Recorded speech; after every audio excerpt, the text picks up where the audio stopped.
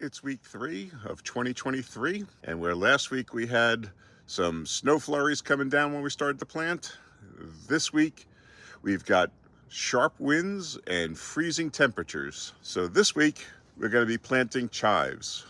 Now there's two kinds of chives. There's your typical oniony chive, and then there's the Chinese or garlic chives. I'm going to be planting the garlic chives. They give you the oniony flavor that you're used to with chives, but they also give a flavor of garlic too. So it's kind of the best of both worlds, and let's get planting.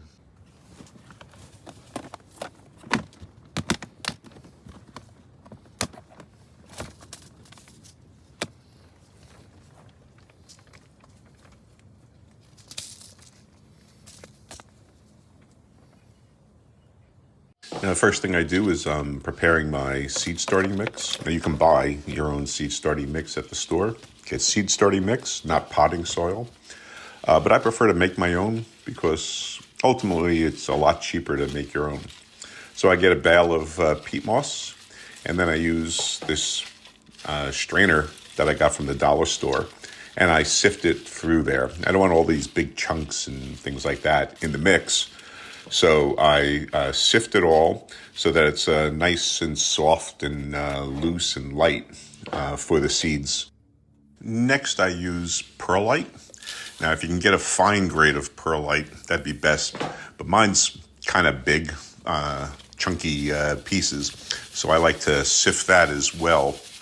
And I do it about a 1-to-1 ratio, maybe a little bit less, of the perlite to peat moss by volume. The extra big chunks, I just put them back in the bag because that way I can use them in other applications. But now I just mix it in, and what the perlite does is provide a good drainage mix. The last ingredient I use in my mix is vermiculite, where the perlite provides drainage. Vermiculite actually adds water retention capabilities. Both are an exploded volcanic rock, but vermiculite lets you retain water in your mix. And now I just mix it all together into the container, and now this is the mix that I use for planting seeds. It's a nice, loose, friable soil. Well, not really soil, but medium to grow seeds in. The last thing I do is I add water to it. Peat moss is hydrophobic, so the water needs to absorb into the mix. And so just get your hands dirty and mix it around, and it'll quickly start to absorb the water. And just takes a little practice to get to know the right amount of water to add to a mix. You don't want it wringing wet, but you want it certainly moist enough where when you water it in the future, the water will actually absorb into the mix. So I'm just mixing around with my hands just to make sure all the peat moss is absorbing water, and then I'll be ready to add to the containers. I'm using these 4-packs here and just filling it up with the mix now. And you just pack it down. You don't want it too tight, but you don't want any air pockets in there either. I just use my fingers to compress it, and I put a little more soil in and then pack that down too. And that provides a good base for the seeds to grow in. Chive seeds look a lot like onion seeds because they're in the allium family. So I'm just going to sprinkle a few in each cell, maybe about 5 or 6 in each cell.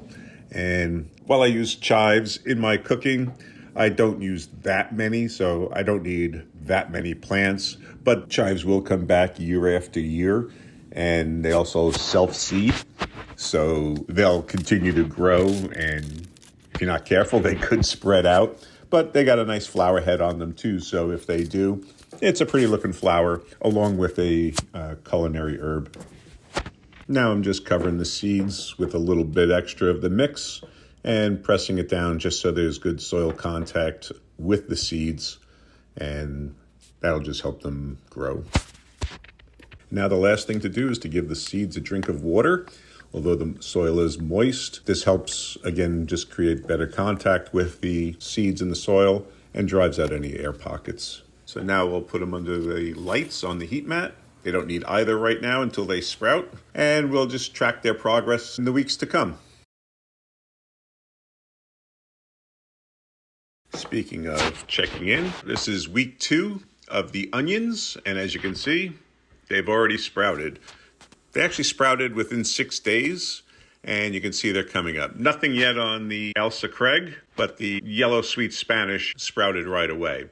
The Elsa Craig, being they're over 2 years old, I'm not sure they're even going to come up, but I'll keep an eye on them. Give the yellow sweet Spanish onions a little bit more water, and we'll check in on them again next week.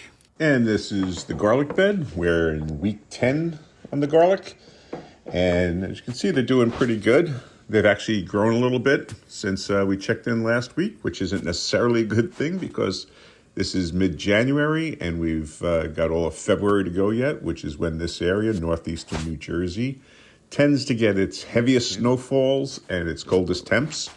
So we'll keep an eye on them, but they look like they're doing good.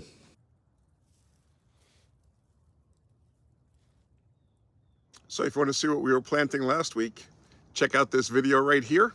So subscribe and hit that notification bell so you can follow the progress of all of our vegetables as we try to grow a supermarket in our own backyard.